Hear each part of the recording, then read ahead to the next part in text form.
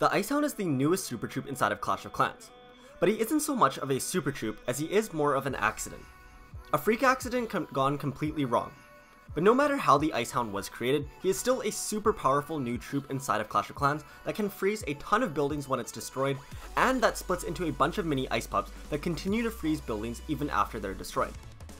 So with the introduction of the newest troop inside of Clash of Clans, here is the Ice Hound's origin story. The Ice Hound's origin story all begins with the Lava Hound. For a long time, the Lava Hound had been the tankiest flying troop in all of Clash of Clans. All of their air troops loved and respected the Lava Hound because he would soak all of the damage for them while they could safely attack from behind. So the Lava Hound held itself to a very high standard and was always trying to get more and more tanky. Sometimes he would go to the wizards or the builder and ask if there was any way they could buff his health or damage or anything at all.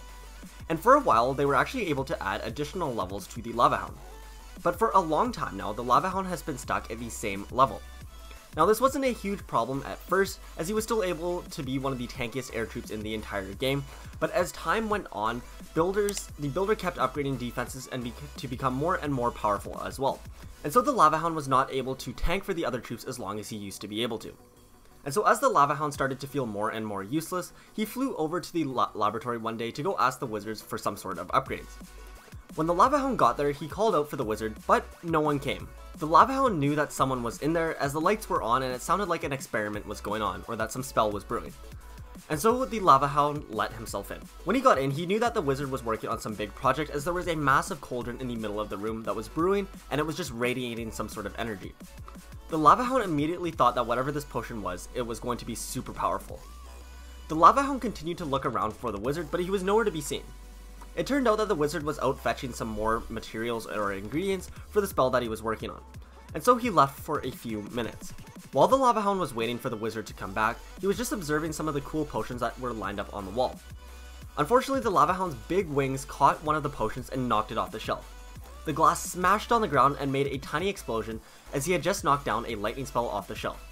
The explosion startled the Lava Hound, and although it didn't hurt him, it did scare him enough that he backed up into all of the other potions. All the bottles then fell off the shelf and onto the floor. And all of the chaos from all of these spells being activated all at once with a mixture of rage spells, tornado spells, clone spells, all of these different spells, the chaos ended up sending the Lava Hound toppling over and he fell headfirst into the big cauldron in the middle of the room. The potion was so strong that the Lava Hound couldn't get out of it and he started to sink into it. The potion was also so cold that the Lava Hound physically could not move a muscle. So the Lava Hound ended up staying in the cauldron for a few minutes until the wizard got back.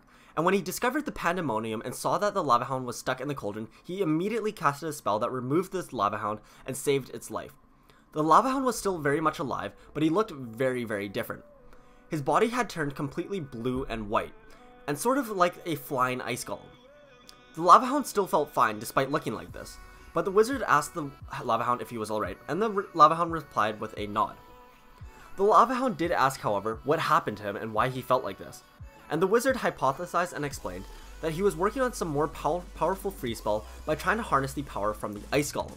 So he was trying to brew a potion that would replicate the exact same power that the ice golem had when it died, and so he was trying to take that power and put it into the potion to upgrade the free spell and make it bigger and better than ever before. And so when the Lava Hound fell in, the wizard hypothesized that since you had the exact same build as a golem or anything like that, and also that you have this internal flame that keeps you alive, that you were able to survive this free spell, this massive free spell somehow, and instead your body absorbed all of the free spell rather than being destroyed by it. And so he's assuming that now rather than being fueled by a flame, you're more so powered by the power of this free spell. I'm not really sure, but only time will tell. Now the Lava Hound was very confused by this, but he thought that he understood roughly what he meant. Basically the wizard was saying that he's now a flying ice golem. And so the Lava Hound asked, so when I die in battle, does that mean that I'm going to drop this massive free spell sort of like the ice golem? Now the wizard didn't say for sure that he knew what was going to happen, but he did say most likely that is going to be what happens. But as with your lava pups, I'm not sure what's going to happen there. Only time will tell. And the wizard was right, because when this new Ice Lava Hound ended up targeting the air defenses like it always does, and it was taken out while tanking for all of the defenses behind it, it ended up dropping a massive free spell similar to the way the Ice Golem does. And even more shockingly, instead of having those red little fire pups come out and burst out of the Lava Hound when it was destroyed, instead a bunch of ice pups who looked almost exactly like the lava pups, except now they were white and blue, just like the new Ice Hound was. And it turns out that the new freezing power didn't just affect the Ice Hound, and instead that the powers were transferred over to the ice pups as well, where every time they would attack, a small bit of the freeze spell would be thrown onto that defense or that building as well, where it would slow it down or freeze it for a very small fraction of a second. Now, although this wasn't what the Lava Hound had originally wanted, he was very much enjoying this new super power that he did have.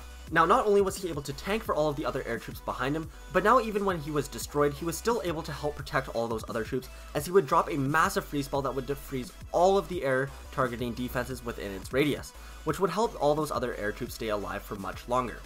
And once again, all of the other troops were very much pleased with the Ice Hound, and even though they were always happy with him, as he was one of the most selfless troops in the game, they were even more happy and they respected him even that much more.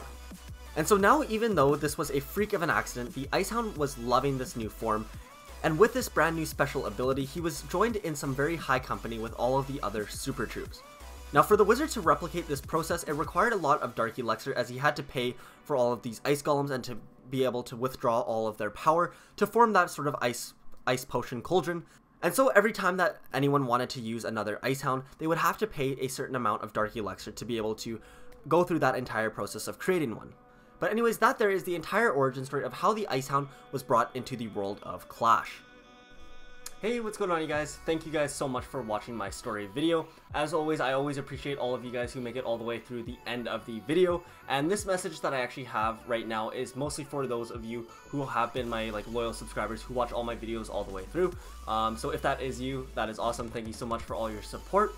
But basically, one thing I wanted to let you guys know is that one, it's a bit of an apology. I'm really sorry. I've kind of dropped the ball with my YouTube channel where throughout half the year I don't even post, or when I'm posting it's a new troop comes out and I'm just really far behind, and I end up posting the origin story 2 weeks later, or sometimes not even at all.